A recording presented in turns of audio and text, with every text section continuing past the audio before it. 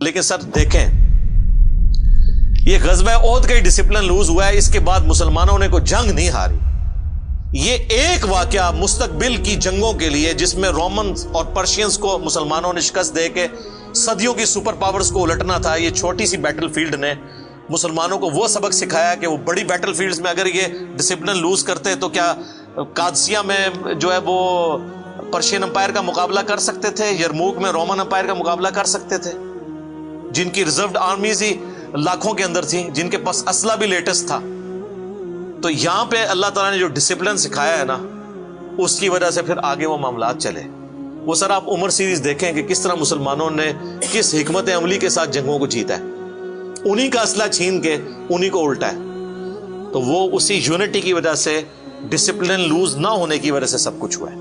آپ دیکھ لیں قادسیہ کے اندر جب مسلمانوں کی فوج پسپا ہو گئی ہے تو حضرت سعد ابن ابی وقاص جو ہیں وہ تو بیمار تھے، وہ تو قلعے میں پیچھے بیٹھے ہوئے تھے، ان کو بہت تیز بخار ہو گیا تھا۔ لعل هواء البلاد لم يوافقك، لا يهمني السبب، ولكن ائتني بعلاج يذهبه عني، فقد نزل العدو على مرمى البصر، وأنا صرت إلى هذه الحال لا أحسن المشي ولا الركوب ولا حتى التقلب على جنبي۔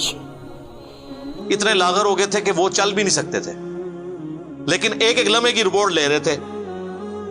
وہ پرشینز جو ہیں ہاتھی لے کے آگے، اتنے بڑے بڑے عرب کے گھوڑوں نے ہاتھی دیکھے نہیں ہوئے تھے، وہ تو عرب کے گھوڑے جب ہاتھی دیکھتے تھے تو بھاگ جاتے تھے، تو وہ تو مسلمانوں کو ہی کچلنا شروع کر دیا انہوں نے۔ تو انہوں نے ساتھی نے آگے اطلاع کی کہ حضرت یہ تو وہ تو ہاتھی لے کے، اتنے بڑے بڑے ہاتھی لے کے آگے۔ تو حضرت سعد ابن ابی وقاص نے کہا کہ بنو تمیم کے لوگوں کو میرے پاس بلاؤ۔ جناب بنو تمیم کے وہ لوگ تھے کہ جو اپنی جان کی پرواہ کیے بغیر بڑے بڑے کارنامے سر انجام دے دیتے تھے۔ سر انہوں نے گھوڑوں کو کیا سائیڈ پہ کہ گھوڑا تو بدک جاتا ہے، پیدل گئے، کتنے لوگوں کی جان بھی اس میں چلی گئی، کئی لوگ ہاتھی کے نیچے آ کے مر بھی گئے۔ پیدل جا کے انہوں نے نیزے اپنے ہاتھوں میں پکڑ کے تو وہ جا کے ان ہاتھیوں پہ بیٹھے ہوئے لوگوں کو گرایا، اور بعض ہاتھیوں کو بھی انہوں نے گرایا، اور مسلمانوں نے وہ جنگ جیت لی۔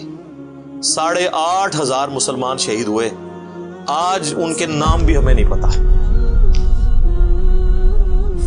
ان کی قربانیاں، ان کے بھی بیوی بچے تھے، ان کا بھی مستقبل تھا، لیکن انہوں نے قربانی دی۔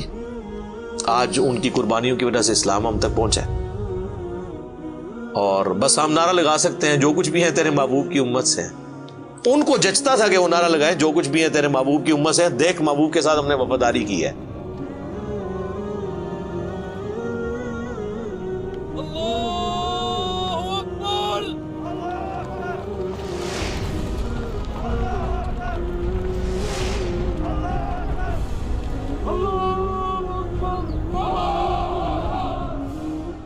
ہم کہتے ہیں ہم بے وفا ہیں، ٹھگ ہیں، فراڈی ہیں، تو ہم حضور کی نسبت سے ہمیں بخش دے۔